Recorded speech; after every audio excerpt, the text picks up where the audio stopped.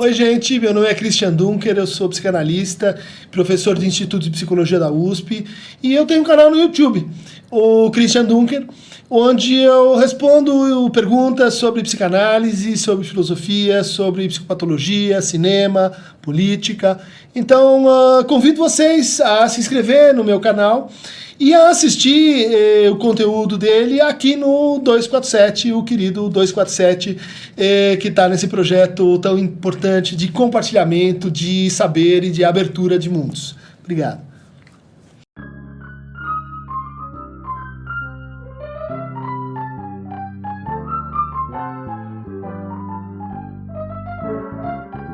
Bem-vindos ao nosso Falando Nisso de hoje, nesse canal YouTube, com a pergunta de encontro consigo mesmo. É o nome do nosso ouvinte, muito original.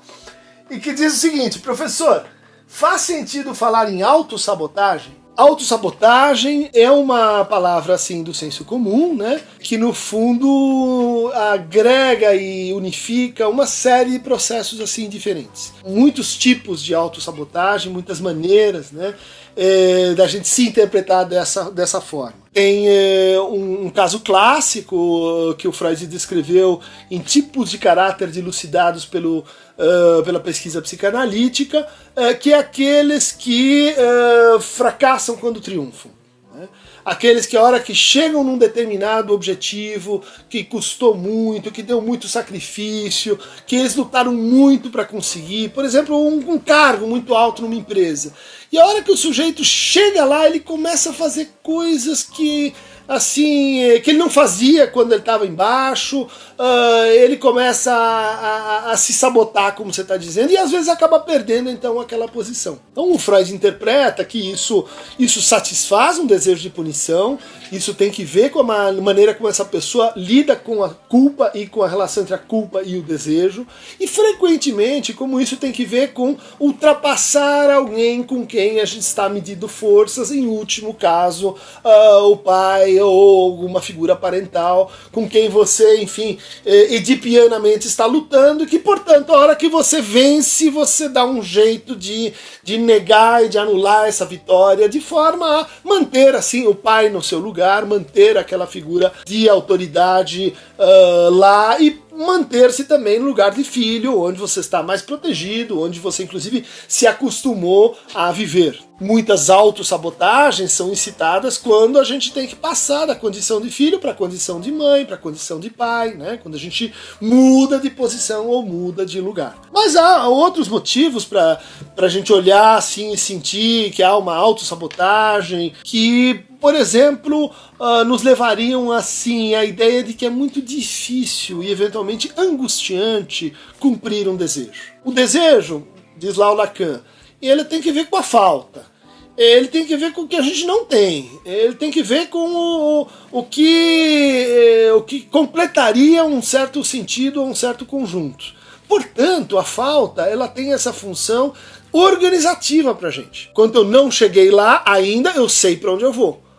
Quando eu vou me aproximando desse lugar, começa a vir assim, e depois disso, o que vai acontecer? Será que o sentido vai se esvaziar? Será que eu não vou mais saber para onde eu vou? Isso faz com que exista assim, uma repelência em relação à aproximação daquilo que seria assim, o objeto do desejo, o objeto que eu ponho, né, para suturar, para recobrir a falta que, bom, deveria estar em permanente deslocamento, em permanente assim, metonímia. Há um terceiro grupo de autossabotagens que tem que ver justamente com a ideia de que há um excesso, uma permanência, né, da Schuldgefühl, né, do sentimento de culpa.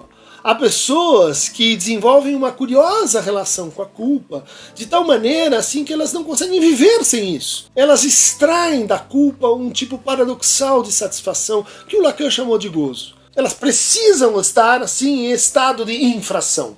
Seja infração em relação aos outros, seja infração em relação a si, seja em dívida em relação ao Estado, e assim por diante. Né? Então, nesse caso, são aquelas pessoas que acabam inviabilizando realizações na sua vida, mas que a gente olha e diz assim, são só fracassos, e por outro lado a gente diz, não, elas estão satisfazendo, mantendo, né, essa vida que goza com a culpa, que goza com a insuficiência, que goza com a impotência. Esse seria então o quarto grupo, a quarta família de sabotadores. Quando a gente fala em sabotador, a imagem que vem é o quê? Alguém que entra por trás das linhas inimigas, procura lá a linha de trem, coloca uma bomba e sai fora, né? Ou seja, sabotar é o oposto de guerra franca, guerra aberta, conflito armado. O sabotador, ele age na surdina, ele age assim, no escuro, ele vai com uma vestimenta camuflada.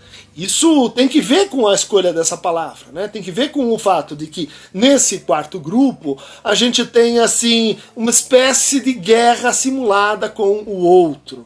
Então são pessoas que se atacam, mas no fundo elas estão atacando o outro. Por exemplo, minha mãe queria muito, mas muito, seria assim a realização do sonho dela que eu entrasse nessa faculdade. Estranhamente, na hora da prova, eu vacilo e erro algumas questões que são fáceis, que eu sabia e etc. De tal maneira que ela vai ficar insatisfeita. Nessas ocasiões, é possível que a gente se pergunte assim, mas será que eu queria realmente fazer essa faculdade? Ou eu estou fazendo essa faculdade só porque o outro quer que eu faça? Eu estou fazendo realmente isso pelo meu desejo, ou o meu desejo está assim alienado, preso no desejo do outro? Nessas situações, então, acontece uma espécie de guerra cruzada. Eu me ataco, mas na verdade aquilo é uma mensagem, né? Uma mensagem que muitas vezes nem chega para o outro, que está sabotando as linhas de trem, que está explodindo algo no campo do outro. Sabotadores, pessoas que sofrem com, hoje é muito popular essa expressão, né? Baixa autoestima, é uma outra expressão que reúne um conjunto grande assim, de processos independentes, muitas vezes associados com a sabotagem, né? Então eu tenho uma baixa autoestima e daí eu me saboto e fico com uma baixa autoestima. São maneiras populares, né, de falar dessa experiência de sofrimento. Quem quiser receber mais fragmentos, sabotadores, contraneuróticos, mais pílulas para o desmascaramento de sabotadores, clique aqui em Aqueronta Movebo.